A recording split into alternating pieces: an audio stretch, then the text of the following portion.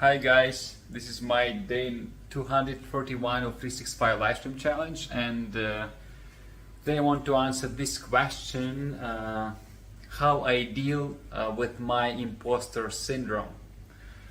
You know, since this childhood I always been doubting my skills, my competitiveness, my experience, everything that I had to do with it, hobbies, sports, or job or business, and it was very hard at the beginning of my career, and now it's situation is improved a lot over the last 20 years. I think improving every year with I'm working on that, because I always, for me, it always looks like the grass on the other side of the river is greener, and that the others people have better talents, have better skills, are doing things better and are better on every level, and I had to do something with that. And these days it's not that often, but sometimes I really have this back and need to deal with that. So I want to share with you 3 things I'm doing on a regular basis,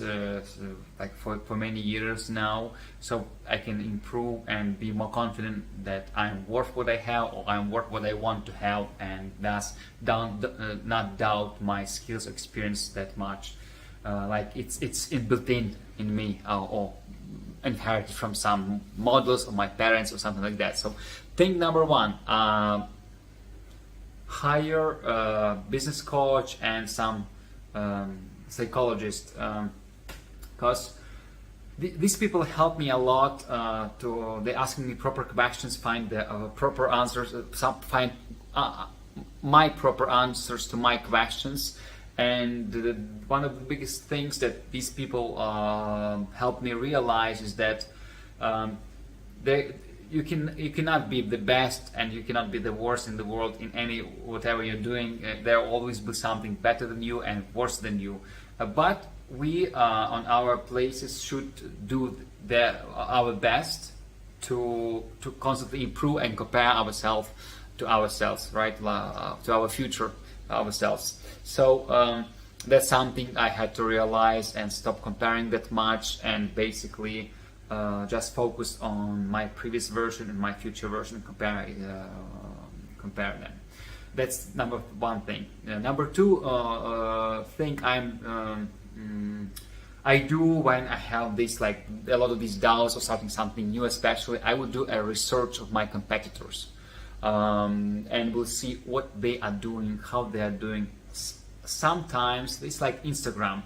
Outside it all looks nice and shiny, super successful, but once you get to know people offline, in real life, or businesses from the inside, you see how sometimes it's badly organized, or how different is that person in real life. So that's like with Instagram, you need to do research, find out how that business works or how the person behaves, and maybe it's not that much better than you are doing things right now in your business or in your career.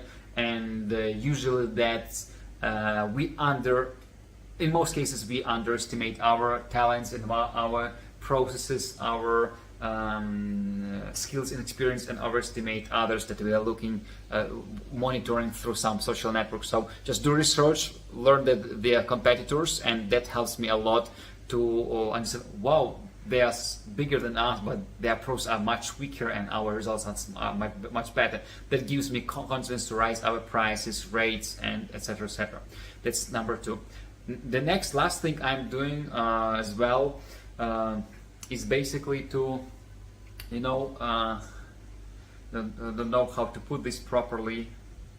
Is basically okay, like just do the action, be the doer. Imposter syndrome is about doubting your ability, skills, experience, and that comes from having too much time, actually, right? So basically, when I'm too doubtful about something, I will just make a quick decision, do this, and we'll act daily, discipline, daily actions, small steps every day, staying busy with things. At the end, you will become confident with what you're doing. You will start believe in from that process. You will start believing that and have a faith in the result from that process. So if first things do not help, you need to just act, do things, do daily tasks, and with time, over weeks and months, your confidence will grow, your experience and skills will grow. So basically, by actually improving your skills and experience and expertise, you naturally will get rid of these doubts and imposter syndrome. So that's very basic, but that's the last thing, and I think it's one of the most important.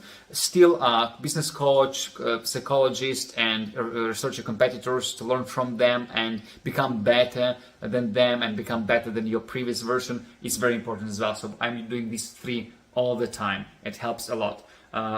Let me know if you have imposter syndrome, how often, and how do you deal with that. Thank you for watching. See you tomorrow.